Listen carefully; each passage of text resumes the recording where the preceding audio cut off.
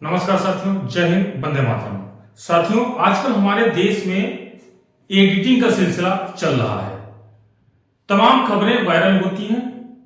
कोई भी भाषण दिया जाता है किसी भी पॉलिटिकल लीडर के द्वारा, या कोई भी ऐसा बयान आता है, उस बयान की आधी सच्चाई को पेश किया जाता है। कैसे? उसका आगे का पार्ट पीछे का पार्ट काटकर और कुछ ऐसी चीज उठाई जाती है, उसके साथ में वीडियो क्रिएट किया जाता है। फिर हमारे देश की जनता को, भोली भाली जनता को, आम जनता को गुमराह किया जाता है। कैसे गुमराह किया जाता है? एक वीडियो मैं आपके साथ में शेयर कर रहा हूं, जरा इसकी सच्चाई को सुनिए। कुछ पार्ट मैं आपके साथ शेयर करूंगा, फिर आगे हम बढ़ते हैं। पूरी सच्चाई मैं आपके साथ बयां करूंगा। जरूर जानना चाहिए कि इस 18% जीएसटी भी पुरानी कार पर इसका क्या फर्क पड़ने वाला है इस देश पर। भगवान, जय हो मदर टेक्सेसा, आपके चरणों में दंडवत प्रणाम है। But when the discussions happened, it is on that margin, the margin value between purchased price and resale price. 12 lakh में खरीदा, 9 लाख में बेच रहे हैं सेकेंड हैंड यूज्ड व्हीकल के नाम पर. On the margin is only this 18% is being put, as would be for any used car. So it is on the margin. देखा आपने साथियों, इस वीडियो में कुछ आपको सुनने को नजर आया होगा, कुछ सुनने को मिला होगा। ये जीएसटी से रिलेटेड है। आप सभी को पता है कि अभी हाल ही में जीएसटी परिषद की 55वीं बैठक की सिफारिशें आई हैं, जिसमें हमारे देश के फाइनेंस मिनिस्टर के द्वारा कुछ बयान दिया जाता है। उस बयान में क्या बयान है, पूरा बयान मैं आपके साथ में शेयर नहीं कर रहा हूं, लेकिन जो उसका लेटर है, जो उसका लीगल, जो वहां से जारी किया गया है, जो प्रेस रिलीज है, वो मैं आपके साथ में शेयर करूंगा। ये 10 पेज की प्रेस रिलीज है। इसमें कुछ पार्ट जो है इस वीडियो से रिलेटेड है, जो मैं आपके साथ में शेयर किया। और ये बहुत ही जरूरी है कि आम पब्लिक को, आम जनता को ये पता लगना चाहिए कि सच्चाई क्या है। वो मैं शेयर करूंगा आपके साथ में। और सच्चाई क्या है, मैं इस 3 भागों में आपके साथ में शेयर करूंगा। पहला पार्ट होगा आपके साथ में, जैसा कि इस वीडियो की जो सच्चाई क्या कह रही है, इस वीडियो के इस पार्ट में आपने क्या सुना, उसमें जैसा कि बताया गया कि सभी पुराने वाहन पर जीएसटी, यानी कि जीएसटी सभी पुराने पर। पहली जानकारी आप सभी को देना चाहूंगा कि कोई भी पुराना वाहन जो सेल किया जाता था, उस पर जीएसटी पहले से भी लगता था। पहले जीएसटी जो लगता था वो 12% था, उसको अभी बढ़ा के 18% किया गया है। लेकिन अब जो इस वीडियो की सच्चाई ये कहती है, इस वीडियो में बताया गया कि आप कोई भी गाड़ी खरीदते हैं, सपोज आपकी गाड़ी 10 लाख रुपए की है, नई गाड़ी, लेकिन उसको 6-7 साल चलाने के बाद में यदि आप गाड़ी को बेचते हैं, तो 6-7 साल चलाने के बाद में तो लोग अमूमन गाड़ी 50,000 60,000 लोग आम आदमी चला लेता है, तो उसके बाद में उस गाड़ी की कीमत आधी से कम ही रह जाती है। तो मान के चलो कि आप उस गाड़ी को 10 लाख खरीदने के बाद में 6-7 साल के बाद आप बेचते हैं 6 लाख रुपए की। अब 6 लाख रुपए की गाड़ी बेचने के बाद जो ये वीडियो की सच्चाई कह रही है कि उसके बाद जो गाड़ी की कीमत 10 लाख थी, तो यानी कि 4 लाख लॉस होता है। तो उस 4 लाख का लॉस जो है जीएसटी के रूप में, उस 4 लाख की जीएसटी भर के और उसको कवर किया जाएगा जब कोई भी इस गाड़ी को खरीदता है। अब इसकी सच्चाई क्या है वो मैं आपके साथ में शेयर करूंगा। ये सरासर गलत है। जो रियलिटी क्या है वो आपके साथ शेयर करूंगा। दूसरा पॉइंट आता है, क्रेता और विक्रेता को जीएसटी लागू है या नहीं। आप सभी को यह बताना चाहूंगा, यदि आप अपनी गाड़ी किसी भी अपने रिलेटिव या अपने परिवार में या किसी दोस्त भाई किसी को भी सेल करते हैं डायरेक्ट, तो ना ही खरीदने वाले को जीएसटी पड़ेगा और ना ही बेचने वाले को, दोनों पे कोई भी जीएसटी एप्लीकेबल नहीं है। उसका प्रमाण मैं आपके साथ में शेयर करूंगा इस लेटर के माध्यम से। तीसरा पॉइंट जो आता है कि आखिर जीएसटी किस पर लगेगा और कैसे लगेगा। अब हम मेन इसी पे बात कर लेते हैं। वीडियो की सच्चाई आपने देख ली, उसका कुछ पार्ट मैं लास्ट में और शेयर करूंगा। जो वीडियो ये बताया गया, जो ये लोगों को मेरे भी व्हाट्सएप पे आया, और इस पे जो है मैंने व्हाट्सएप पे देखा लोगों की आपस में बहस छिड़ती है कि ऐसा हो रहा है। तो मैं इस वीडियो को एनालिसिस किया और मैंने इसकी पूरी सच्चाई तक गया और मैंने इस लेटर को निकाला। इस लेटर में पहला तो पॉइंट क्या है वो आप सभी के साथ शेयर करता हूं। इस लेटर का जो तीसरा पेज है, सॉरी चौथा पेज, इसका चौथा पेज जो है, चौथे पेज पे लिखा हुआ है वस्तुओं और सेवाओं में संबंधित अन्य बदलाव। क्या लिखा है? पहला नंबर जो इसमें दिया, पहला पॉइंट जो दिया है, सभी पुराने और इस्तेमाल किए गए वाहनों जिसमें ईवी और अन्य वाहन 1200 सीसी या उससे अधिक इंजन क्षमता वाले या 4000 मिलीमीटर या अधिक लंबाई वाले पुराने और इस्तेमाल किए गए पेट्रोल वाहन, 1500 सीसी या उससे अधिक इंजन क्षमता और 4000 मिलीमीटर या उससे अधिक लंबाई वाले डीजल वाहन और एसयूवी शामिल हैं कि बिक्री पर जीएसटी दर को 12% से बढ़ाकर 18% करना अभी किया नहीं गया है, यानी कि लागू किया जाएगा। यानी कि आप सभी को पता होना चाहिए, जो पीछे वीडियो की सच्चाई ये कह रही है कि अभी आपके ऊपर जीएसटी पुरानी गाड़ियों पे थोप दिया गया है, लेकिन ऐसा नहीं है। जीएसटी 12% पहले से ही पे किया जा रहा है, अब उसको बढ़ा के 18% किया गया है। अब आगे क्या लिखते हैं, अब उसकी और सच्चाई आगे क्या है वो आपके साथ में शेयर करूंगा। लिखा नोट इसमें दिया हुआ है, जीएसटी केवल उस मूल्य पर लागू होता है जो आपूर्तिकर्ता को वाहन बेचने पर मिलने वाला मार्जिन होता है। बिल्कुल ध्यान से सुनिएगा, यानी कि खरीद मूल्य और विक्रय मूल्य। आगे लिखा है यहां पर मूल्यह्रास के बीच का अंतर, यदि मूल्यह्रास का दावा किया गया है तो मूल्य और वाहन के मूल्य पर नहीं, साथ ही यह अपंजीकृत लोगों के मामले में लागू नहीं है। सिर्फ इतना सा पार्ट है, सिर्फ इतना सा पुराने वाहनों के लिए जो ये क्या बयां करता है, इसकी सच्चाई मैं आपके साथ शेयर करता हूं। अब ये जीएसटी जो लागू किसके ऊपर हो रहा है ये आपको बिल्कुल कंफर्म होना चाहिए। सपोज एक एग्जांपल आपको दिया गया, क्या एग्जांपल, कि 10 लाख रुपए की गाड़ी आपने नहीं खरीदी। अब इसको इस तरह से समझिए कि ए बी सी, यानी कि ए गाड़ी जो जिसकी गाड़ी है उसने 10 लाख रुपए की खरीदी थी, और इसमें बी कौन है, जो गाड़ी माध्यम है, यानी कि अब गाड़ी डायरेक्ट सेल वाला नहीं है, गाड़ी किसी भी कंपनी के माध्यम से आप अपनी गाड़ी सेल कर रहे हैं। यानी कि माध्यम कौन, जैसे कि तमाम कंपनियां हैं, कार24 हो गया, ट्रू वैल्यू हो गया, तो आप ए जो है बी को, यानी ट्रू वैल्यू या कार24 को गाड़ी सेल करता है। कितने की, जो गाड़ी उसने 10 लाख की खरीदी थी उसको 6 लाख में सेल कर रहा है। अब 6 लाख सेल करने के बाद में वो क्या करता है, बी क्या करेगा, वो गाड़ी अपने पास तो रखेगा नहीं, उसने जो है गैराज बना रखा है, गाड़ियां वहां खड़ी कर रखा है। अब उससे गाड़ी खरीदने कौन आएगा, सी, यानी कि तीसरा बंदा जो गाड़ी खरीदना जिसको रिक्वायर्ड है। अब वो गाड़ी खरीदेगा किससे, बी से, यानी कि डीलर से।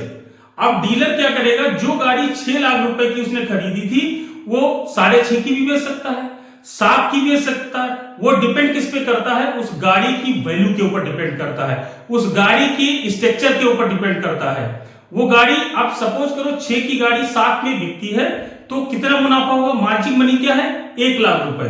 वो गाड़ी 2 लाख भी मार्जिन मनी ले सकती है, यानी कि 6 की 7 की जगह 8 की भी बिक सकती है। तो जो भी मार्जिन मनी होगा उस मार्जिन मनी पे 18% जीएसटी पे करना पड़ेगा। यानी कि 6 लाख की गाड़ी खरीदी, उसने खरीदी और 7 की वो बेचता है तो 1 लाख रुपए का जीएसटी 18,000 रुपए पे करना पड़ेगा। ये एप्लीकेबल किसके लिए है वो आगे मैं आपके साथ में शेयर करता हूं। ध्यान से सुनिएगा, यहां पे लिखा है डीलर द्वारा खरीद प्रक्रिया। गाड़ी का स्रोत, पुरानी गाड़ी किसी भी व्यक्तिगत मालिक या अन्य डीलर से खरीदता है। यदि डीलर किसी व्यक्ति से गाड़ी खरीदता है तो उस पर कोई जीएसटी लागू नहीं होगा, क्योंकि व्यक्ति जीएसटी के तहत पंजीकृत नहीं होता है। यदि गाड़ी किसी अन्य पंजीकृत डीलर से खरीदी जाती है तो उस पर जीएसटी लागू हो जाती है। यानी कि जैसा कि मैंने पहले बताया था सेकेंड पार्ट में कि गाड़ी अगर आप डायरेक्ट बेचते हैं तो आपके ऊपर जीएसटी लागू नहीं होता। गाड़ी ये डीलर से खरीदी जाती है, डीलर को बेच के डीलर से खरीदी जाती तब जीएसटी लागू होता है। आगे लिखा है, क्या लिखते हैं, दूसरा पॉइंट यहां लिखा गाड़ी का मूल्यांकन। लिखा है गाड़ी की स्थिति, जैसा कि मैंने पहले बताया, माइलेज गाड़ी का मॉडल और गाड़ी की डैमेज आदि के आधार पर डीलर गाड़ी का मूल्य तय करता है। उसके बाद मान लें कि डीलर एक ग्राहक से 3 लाख में गाड़ी खरीदता है, वो गाड़ी उसने कितने में भी खरीदी हो, चाहे वो 10 की खरीदी थी लेकिन उसने डीलर ने गाड़ी 3 लाख रुपए की खरीदी। अब डीलर द्वारा पुनः विक्रय प्रक्रिया यानी दोबारा वो बेचने की प्रक्रिया क्या होती है, गाड़ी की विक्रय मूल्य तय करना। डीलर गाड़ी के विक्रय मूल्य के लिए तैयार करता है, यानी सर्विसिंग मरम्मत आदि करवा के मान लें कि डीलर ने इसे 4 लाख में बेचने का निर्णय करता है। अब जीएसटी का प्रावधान यहीं से शुरू हो जाता है।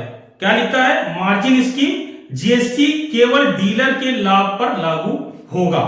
आगे क्या लिखा है, लाभ मार्जिन पुनर्विक्रय मूल्य माइनस खरीद मूल्य। ये यहां पर सूत्र लगा, यहां लाभ कितना हुआ, 4 लाख माइनस 3 लाख बराबर 1 लाख। अब 1 लाख रुपए पर जीएसटी की जनगणना कहां से होगी, 18% की दर से केवल लाभ पर लागू होगा जीएसटी 1 लाख रुपए पर, यानी कि 18,000 रुपए जीएसटी।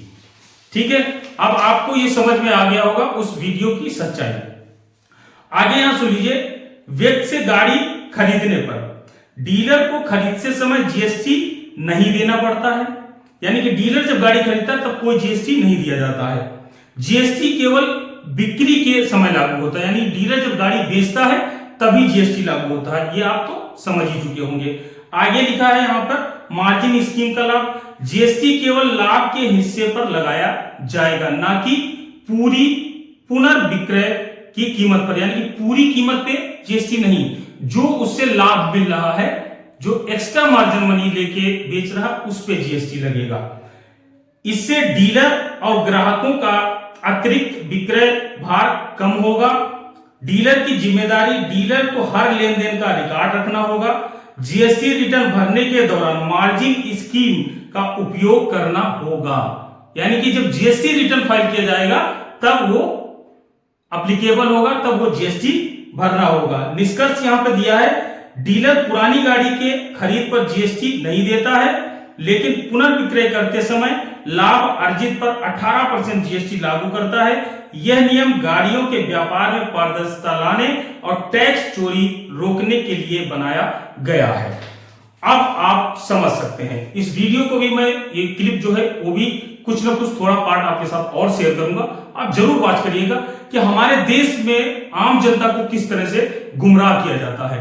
इसलिए मैं कहना चाहूंगा कि गुमराह मत होइए, लोगों की बातों में मत आइए। यदि आपके पास कोई भी ऐसे वीडियोस आते हैं उनको वॉच करिए, देखिए, समझिए, और भी जगह देखिए, जाइए, ढूंढिए, उसके बाद एनालिसिस करिए, फिर उनको जवाब देने की भी कोशिश करिए, उस पर कमेंट करिए, उनको बताइए, उस वीडियो को जो है टैग करिए, ट्विटर पे टैग करिए, देश की सरकार को टैग करिए, पुलिस प्रशासन को टैग करिए कि इस तरह से भ्रांतियां फैलाने वाले लोगों पर, आम जनता को परेशान करने वाले लोगों के ऊपर कार्रवाई होनी चाहिए। आप समझ सकते हैं किस तरह से भ्रम फैलाया जाता है। इस वीडियो की सच्चाई आपके सामने मैं रख रहा हूं, इस लेटर की सच्चाई, ये पूरा 10 पेज का लेटर है, और इस पे, इस जीएसटी के इस पे भी मैं एक पूरा वीडियो में क्रिएट करूंगा, जहां तक कि मैं लाइव के साथ आके और आपको पूरा इस जो भी इस जीएसटी के दौरान बातें हुई हैं, जो 55वीं बैठक की सिफारिशें हुई, वो आपके साथ जरूर शेयर करूंगा। उम्मीद करता हूं ये जानकारी आपको अच्छी लगी होगी। जानकारी अच्छी लगी हो तो ये जानकारी और भी लोगों तक पहुंचाएं, ताकि लोग गुमराह होने से बचें, ताकि लोग भ्रांतियों जो फैला रहे हैं उनसे बचें। अंत में आपसे कहना चाहूंगा, अगर वीडियो अच्छा लगा है वीडियो को लाइक जरूर करें, और साथ ही साथ चैनल पर पहली बार आए तो चैनल को सब्सक्राइब करें, शेयर करें। धन्यवाद, नमस्कार, जय हिंद। मिलते हैं ऐसी किसी नई जानकारी के साथ में। 12 लाख में खरीदा, 9 लाख में बेच रहे हैं सेकेंड हैंड यूज्ड व्हीकल के नाम पर। On the margin is only this 18% is being put, as would be for any used car. So it is on the margin, not on the entire amount at which the car is being sold. इनका कहना यह है कि अगर 12 लाख की car आपने खरीदा, कितने की बाबू, 12 लाख की आपने कार खरीदा, चलिए इकाई, दहाई, सैकड़ा, हजार, 10,000, लाख, 10 लाख, 12 लाख की आपने कार खरीदा, और आपका मन है कि अब हम 9 लाख में इसको बेच देते, मान लो 1 साल चढ़ के, तो 9 लाख रुपया में इसको आपने बेच दिया। तो जब 9 लाख में बेच देते हैं तो इनके बीच जो गैप आता है कितने का, 3 लाख का।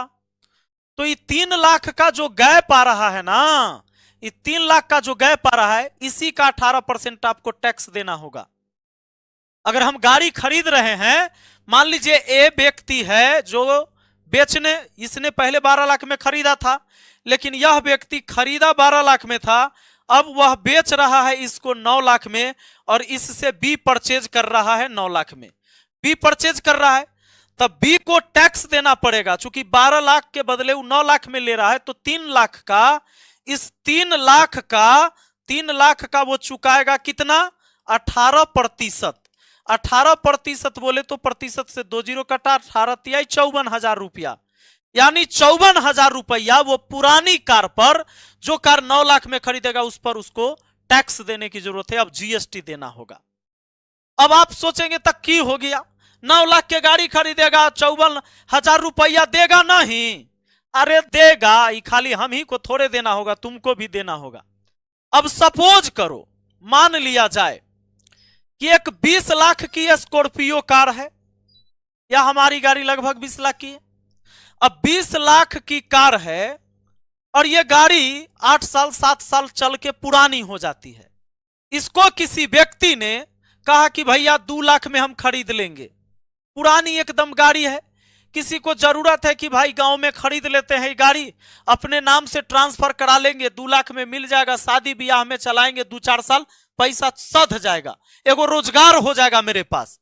अब उस 7 साल 8 साल की 8 ईयर की चलाई हुई गाड़ी एकदम पुरानी गाड़ी होगी।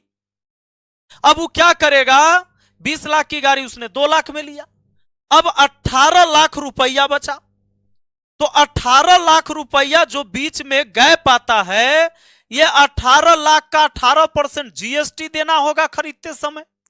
तो प्रतिशत से 2 जीरो काटिए, 18 18 324, यानी कि उसको 3,40,000 रुपया टैक्स के रूप में देना होगा, क्योंकि भाई नाम तो अपने करवाएगा। 3,40,000, हाँ 24, 3,24,000, 3,24,000 रुपया उसको टैक्स के रूप में देना होगा। अब उस सोचा था कि 2 लाख के तक कार मिल जा रहा है हमको, लेकिन टैक्स देना पड़ रहा है 3,24,000 इस पर, तब उसका हो गया फिर 5,24,000। अब वो आदमी भाग जाएगा, वो गाड़ी नहीं खरीदेगा। अभी बेचने वाला क्या करेगा, या तो वो गाड़ी को सरा देगा, और जिससे किसी की रोजी रोटी चल सकती थी, एक रोजगार मिल सकता था, वो व्यक्ति 2 लाख में किसी तरह खरीदता, लेकिन ये सरकार यहां पर 3,24,000 जब उससे लेगी तो ये लेगा नहीं।